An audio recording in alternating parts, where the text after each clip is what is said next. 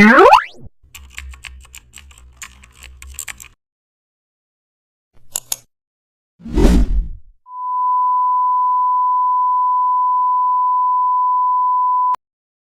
back to the channel. Don't forget to like, share and subscribe for more updates.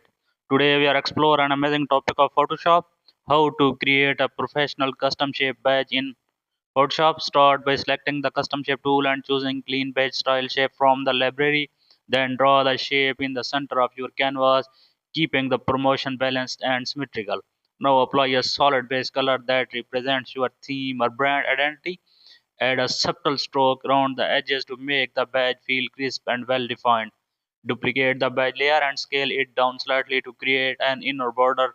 Now add a gradient overlay to the inner shape for a premium metallic feel. Place your logo initials or a small emblem inside the badge area. Use the align tools perfectly. Center the text within the badge.